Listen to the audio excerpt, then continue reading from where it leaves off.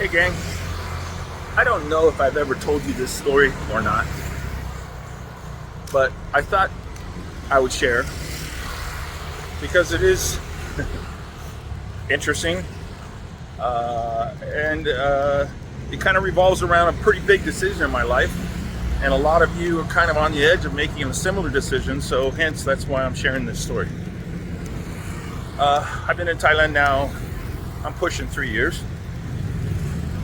When my life hit the wall, literally, financially, figuratively, emotionally, all the other lees, I had less than 4 weeks to make a decision on where in the world am I going to go, because at that point in time I knew I couldn't afford to live in the US anymore. My capital was wiped out, so there was no chance of starting another business. So I'm sitting in my casita in Mexico, pretty stressed out, and started doing research. Where in this world can I live for this amount of money, this amount of capital, be safe, be happy, have a life? And so I put it out there. I did all kinds of research, all the normal channels that you would, which I got a piece of great advice for you here in a sec. And pretty much, with the exception of one, I think it was South American country, Southeast Asia was pretty much the only area in the world that kind of fit my parameters in all respects. So plus, I wanted to have a life. I wanted to be able to go out and do stuff. I wanted to adventure a little. So I immediately eliminated South America, primarily because I'd already been there, done that in Mexico. Not exactly apples and apples, but close enough. So then it became, I fine-tuned it down to Southeast Asia / Philippines. I thought Philippines was going to be my number one, to be honest with you. Philippines, Vietnam, Thailand, obviously, and I'm pretty sure at the time I was researching Cambodia. I looked at Bali, immediately, nope, that ain't gonna work for me. Anyhow, so now it's down to 4 countries, 4 Southeast Asian countries. And on paper, they pretty much all sounded good, and they weren't vastly different in terms of my criteria, right? At that time, nearly 3 years ago, they all fell within my budget parameters.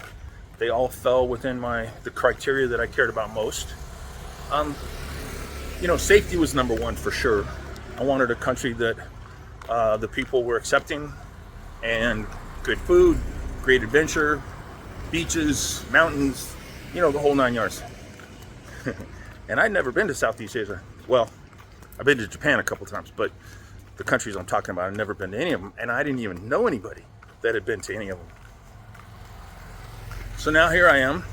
I got less than 3 weeks. And so, on the advice of a friend of mine, and I can't remember who told me this, he said, jump on Facebook.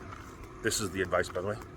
Jump on Facebook and join every expat group you can in all 4 of these countries. And he said, start out lightweight, just ask some basic questions, simple questions, like, hey, how long have you lived in, Thailand? Do you like it? What do you like about it? Wait for the responses. And, I got a fair amount of responses from every country. And, once you subtract out the yahoos, and then you go deeper, right? So then you say, oh, that's awesome, I appreciate it. Tell me what you don't like about the country. And most people were pretty honest. So, and it took the better part of a week, 10 days, for me to filter through all these comments and suggestions and so on and so forth. And I gotta be honest with you, very quickly, Thailand rose to the top. And so, I'm gonna say not even 2 weeks before I needed to do something, hence move, I made the decision I'm going to Thailand. Never been there before. Didn't know anybody there. Don't know anybody that had ever lived here at that point. So I gathered up the last of my possessions, sold off what I could, gave away the rest, packed 2 suitcases, and moved to Thailand. And on the advice of some really good people who became serious friends, Ken, I love you, I chose Pattaya as my first port of call. And it was a good decision at the time. And actually, if you've never been to Thailand, Pattaya is a good place to make your first stop. I don't recommend necessarily living there per se. It's, you know, to each his own. Some of my friends that live there love it. They'll never go anywhere else. You know, I respect that. For me, it wasn't a good long-term fit. Chiang Mai, I think, is going to be my happy place, my good long-term fit. So anyway, now you know, that's how I ended up in Thailand. That's how I ended up in Pattaya. That's how I ended up in Chiang Mai. And I tell you, the Facebook group thing really, really, really works. So if you're on the fence, or you think, even if it's not Southeast Asia, I mean, if you're considering South America, Europe, wherever, Spain. I did look at Spain for a while, actually. Jump on Facebook, join these groups, expat groups specifically. Don't nail them right away with a bunch of heavy duty questions. Just ask 1 or 2 pretty simple basic questions, and then when the honest ones get back to you and the ones that are sincere, then you can go deeper, right? So anyway, shared my story, now you know. And if you have any questions, you know, feel free to reach out, or if you want to share your experience, please share. Peace out. By the way, just for some clarification, I don't necessarily recommend this. Just jumping on a plane without ever experiencing or even knowing anybody that's ever been in your potential destination. I took a gamble, I took a big risk. It paid off huge. But if you have the means, if you have the time, you really should do some reconnaissance in country. If you're seriously thinking about Vietnam, Thailand, Cambodia, whatever, go for a week or 2 or a month or whatever your time and budget can afford. That's the right way to do it.